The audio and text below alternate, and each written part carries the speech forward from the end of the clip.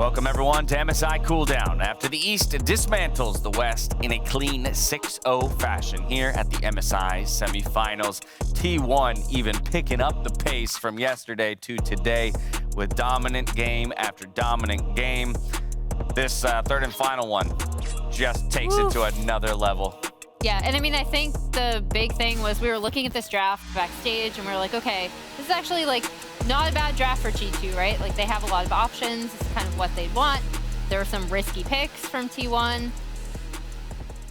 Didn't end up panning out. That summary execution is what Game 3 felt like. It's like, oh, we've you know, time to put them out of their misery. We've dragged this on long enough, and boom, there they go. And I think the icing on the cake for me was, you see the karma come out, and I've said this a few times over the course of this tournament, but like EU players, not great karmas. They always complain when they go to Korea and they have to play against karmas. Said it in the green room. Yeah. And I thought maybe Targamas is going to be different, but obviously they lost out in that individual laning matchup, and ultimately a lot of those little things just snowballed into a lot bigger things, ending in a lot of plays like what you see now, where it's T1 are so ludicrously far ahead that even like a maybe somewhat questionable play just turns instantly into a good play. But it just felt like G2 couldn't get a grip in this game at all, even from the get-go, right? We see a couple of these fights where you almost get these kills, almost get these plays, but T1 managed to get out with a scrape of HP, and then suddenly they're building this massive gold lead and able to run away with it. The classic 1v5 for getting kills here. Love to see it. The thing I want to point out is at the beginning of the day, we started talking about how like, oh, FLICKR, he's played more of a facilitating role, he's going to side lanes, and I feel like he took that personally. Yeah. You know, we had facilitating with kills. Yeah, we had 3 phenomenal carry games from him, and that makes T1 even more dangerous, right? Because it's yet another facet. Previously, I never thought it was because FLICKR can't play carries. It was because I felt the team needed him to in order to succeed. Now that they don't, that adds a whole level to this T1. Yeah, the only thing FLICKR facilitated today was flights home for G2.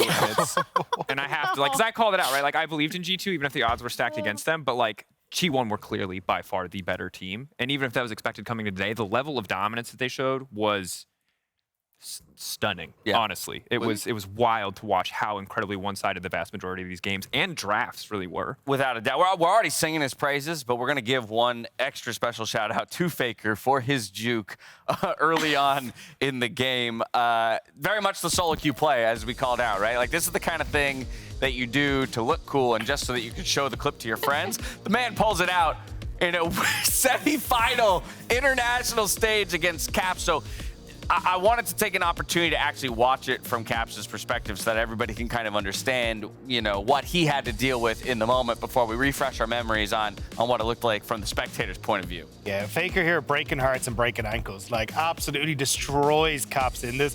And like you can kind of understand it, right? Because Caps is like, oh, of course it's flash over the wall. He's probably just hiding in the bush. And it's too late by the time Caps realizes, oh God, I've been completely juked here.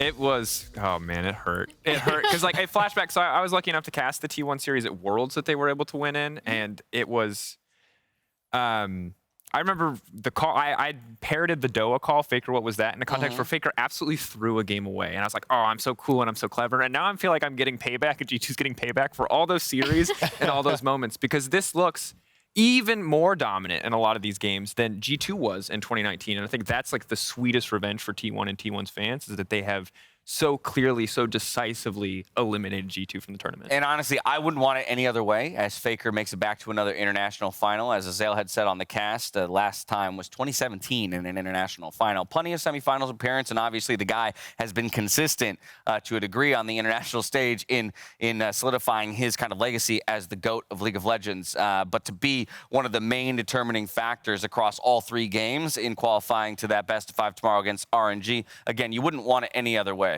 And as the LPL representative, I'm terrified. I thought we had this. I mean, pegged, at least you know? Xiaohu's no slouch. Yeah, but I thought we had this pegged, right? It's like, all right, you know, Xiaohu's going to be the facilitator, FLICKR be the facilitator, and now FLICKR is showing this completely new side that we've got to worry about. That's not fair. This was not supposed to be me coming to the semifinals, and suddenly we got more things we got to worry about with T1. At least you got a warning, Dagda. At least RNG have earned themselves a warning, because EU, we thought the same thing. You saw that draft one, suddenly there's a Tristana, and our entire game plan goes out the window from an EU perspective. And that's the thing is, like, Xiaohu loves to go for the same kind of things we saw from G2, right? Like the Yeah. blind pick Gallios, these kind of things. And now we got to, all right, well, FLICKR's popping off in Tristanis, he's bringing out Akali's, he's no longer like, oh, I'm going to play for side lanes. I'm just going to pop off myself and carry these games on my back. All right, well, you already have an idea of where we're going to be looking tomorrow when those two teams take to the stage the mid lane. But while FLICKR performed across all 3 games in this series, did also want to call out our OP player of the game in this game number 3, Owner on the Lee Sin. And yeah, I brought this up. Owner is a phenomenal Lee Sin. It's great to see him bringing it out through the latter half of Rumble stage and into this best of 5. Another thing about Owner, you know, he was their finals MVP after being the only one, I believe, on their team that didn't make the All-Pro team. So it was just, he's evolved so much since we saw him last year, right? He stepped in kind of a really, what could have been an awkward situation, performed insanely well throughout their Worlds run, and then has only improved. Like, if I had to give a most improved player, it would definitely be the Owner. I've really loved watching his growth. Certainly, and I think I've watched him for most of this tournament play a lot around top side, and you can see in the kill and death maps that's where T1 were putting a lot of their attention. But even in this series, G2 wanted to play bot, Owner was ready to fight fire with fire, wanted to make a counterplay on the opposite side. It just feels like he was doing absolutely everything that he needed to do to respond to Jankos, to respond to any strategy G2 were bringing to the table. And that, to me, the fact that he's continuing to develop and still looks so dominant in the midst of all of that is incredible to watch. Yeah, I mean, look, I just want to go home and play Lee Sin after watching that. Every single time I see this guy, like the kicks are insane, the mechanics are on point, and especially the fact that you're able to do that on an international stage against some of the best players in the world, I think speaks volumes to this guy. And I think, as you say, it's incredible to see kind of his growth over the course of time as he starts to, you know, become a mainstay player that a lot of people are going to be watching for at international tournaments on behalf of the LCK. That's funny. You want to go try it? I'm satisfied with just dreaming about it. Okay. It's easier if I pretend, because if I actually try, I have to Right, accept I it. only- exactly. If I just tell people I can do it and never test it. Quickly I will fall back down to earth. What a display, in all honesty, from T1. But by the same token, we also have to say goodbye to G2 as they fall here against T1. Yinsu is actually standing by in a Verizon post-game interview with Caps. Thank you very much, Dash. I'm joined by Caps from G2 here. Hi, Caps. Welcome back to the show. Unfortunately, you guys weren't able to overcome T1 the way that you have in the past. What do you feel like were the things that went wrong for you today? I mean, I think a lot of things went wrong today. They, I guess, just coming right out the gate, they had very strong early games, and they kind of snowballed 2 of the 3 games, like completely out of control. The third one was a bit closer, but I died when we were going to Nash, and then they kind of took over the game from there. So I think a lot of things were going wrong, and hopefully if we meet them again, we'll look to fix those. But it wasn't all bad, especially in this tournament. You know, it's been a joy to watch you pop off. You had that win streak. The fans have been really loving it as well. So what would you say are some of the positives that you'd be taking away from this MSI? I mean, I think the first half of the group was going really very well for us, and we managed to take a game off T1 and RNG in groups. And unfortunately, I guess, didn't manage to do it in the BO5, and we won't face RNG. But we took a game of them in the first half, and I think if we, I guess, managed to take away a lot of the things from playing against these really insane teams on stage and scrimming against them a bunch, going in for summer, I'm hoping that we can show up even better than we've done in the past. Lastly, of course, you guys came into this tournament with a couple of rookies as well. How proud are you of their performance and the fact that they were able to help you guys go this far here? I mean, I'm really happy. I think they already proved themselves in Europe, right? And even if the games didn't go our way, I feel like the ones that did, they show up really big time. And even some of the games today, I think they were doing a lot of really good stuff. So I'm super happy with how, I guess, all our new team members, even some of the, like even BB, right, coming in as well. And I'm hoping that we can continue to improve as a team, because then for summer and hopefully Worlds will be really good. Thank you very much, Caps. It's been a pleasure to watch you guys here, and we'll see you back in Europe for summer. Thank you. You guys have heard you guys have heard Caps' thoughts here. I want to pass this back to the analyst desk and see what they have to say. Thank you so much, Yinsu. Obviously, a stinging moment for Caps and the rest of G2. But again, I think it's important to remember both the run that they had to go on to get to this tournament, the way that they started this tournament, the way that in a number of senses they defined the early meta at this tournament and really challenged everybody else to kind of, match them and then surpass them in order to get to this point. And still, a semifinal finish, something to be proud of. Yeah, and I think that's why when we saw them initially, like being able to start off on such a success, I think that's why a lot of European fans felt that they could actually rally behind this team, right? Like we saw them bring out the Zoe and Thiari match. We saw a bunch of this kind of early draft going their way.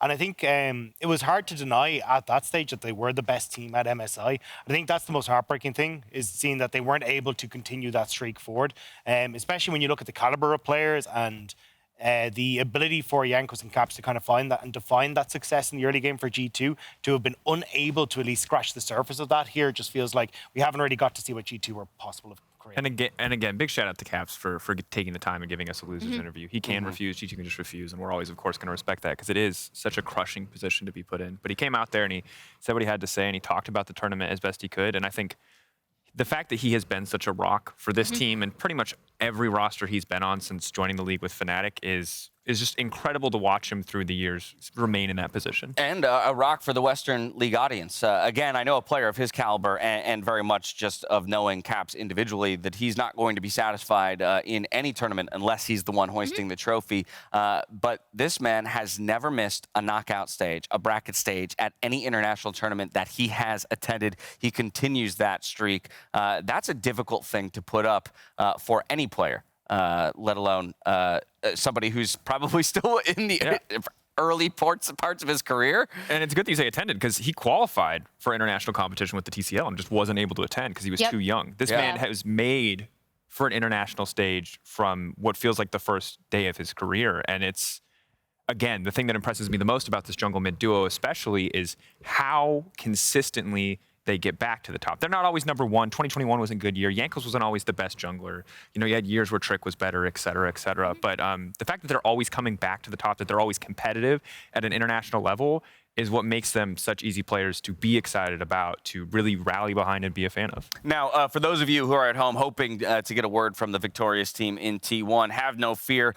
We will get a word from FLICKR, but that will be played on tomorrow's show ahead of the finals. Obviously, there's a big line of people that want to talk to FLICKR after that best of 5 performance, and so we will get our shot, and we'll make sure that you hear from him tomorrow on the show. I also know that a number of you are wondering, hey, Dash, it's been a little while since you've talked to us about Riff Reaction, that Spotify exclusive podcast hosted by Travis Gafford and Emily Rand. And guess what? Well, it's out on Tuesday, but they do want to hear from you. Who do you think wins MSI? This is the final question left to be answered. So make sure you submit your vote now in the Riff Reactions podcast on Spotify. From there, I think we've got nothing left to do but to pull up the bracket and begin to have that same discussion ourselves here on Cooldown. RNG did win the coin flip and has elected blue side, so we already have that information going into tomorrow's best of 5. But 2 absolute titans who swept their way to the grand final, one of which is defending their MSI title, were poised for something great. Yeah, I'm super excited to see what RNG can bring to the table, and I'm delighted that they kind of get blue side as well, because it feels like red side, you've got a band like Wukong, Ariel, these kind of things, so having that flexibility there is going to be a big one for RNG, and especially when you see what T1 can bring to the table today, you have to be ready for that pick and ban. It's also interesting just because both teams in their 3-0s started on blue side and then had to win twice from red side. But therefore, again, it's like, ooh, so still a lot of value being placed on that blue side, but clearly capable of winning on either. And then for the T1 side, like RNG has to be looking at today's game being like, wait a minute, like you said, like, they kind of really changed. It's a bit hot under the collar. Like, more questions than answers after that one. In the draft, they were like, okay, you know what? FLICKR is going to be a primary carry. And that is something that I think plays really well into the way that RNG like to play, right? Like we even saw them almost lose a game to Saigon Buffalo because of the way they targeted mid in that game with their mid jungle. So that is a really interesting facet coming out of T1 that I can't wait to see match up against RNG, because once again, T1 have had highs and lows throughout this event, but RNG have just been kind of, cruising, steadily cruising along. Yeah. And I think As much as I would love to tell you that both of these teams were challenged in their semifinal best of 5 and we saw everything that they have, I can't in all honesty say that. And so I'm really curious to see the two things I really want to track are Bin and Wei. They're players with incredibly high highs and some pretty low lows, and they've been really solid so far. Can they keep that up against T1? And T1, they didn't even really resist the urge to fight at weird times today. They were just so far ahead in the early game that it did not matter. But that is the big thing for me, because while all players are firing all cylinders, do we get back to some of the earlier weaknesses we saw from both of these lineups? I asked the question at the very top of the day with you two on the desk. Is RNG the team to beat? Are they the ones considered the favorites, regardless of what takes place in today's best of 5? I kind of want to pose the question to you again, because I come away watching this T1 dominance, and I am concerned that kind of the main factors, those main criticisms that we had for that team, were completely shored up today. So, speaking with full LPL bias. Good to clarify. Thank you for the preface. There you go. Thank you.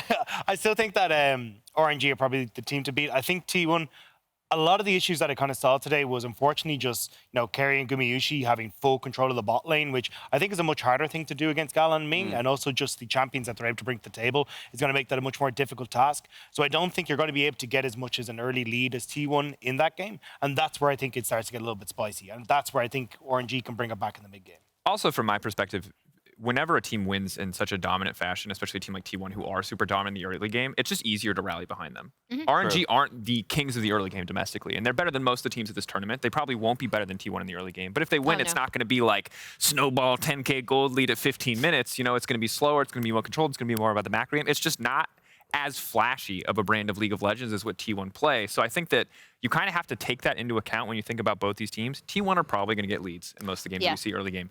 Are those leads going to matter is the question that's on my mind. All right, I'm going to jump in there because we have a whole hour tomorrow to get through the countdown to talk about this matchup. And so we're going to hit on everything. It kicks off at 9 a.m. CE. ST, and with a special. Did you see that happen? You've got this. Every time, man. Did you see that happen yesterday? I screwed it up yesterday. Berlin time, and then I was Europe time. I just shouldn't have said it. I just should have said it's an hour earlier. That's what I should have said. Okay, well, make sure you tune in for the countdown where we're going to break down all things RNG T1. It's one best of 5. It's one single day of play until we crown the best team in the world, and we'll catch you there. Until then, stay healthy, stay safe, and be good to each other. 3-time champion incoming. Oh. Yeah, we didn't even get to that. What are these?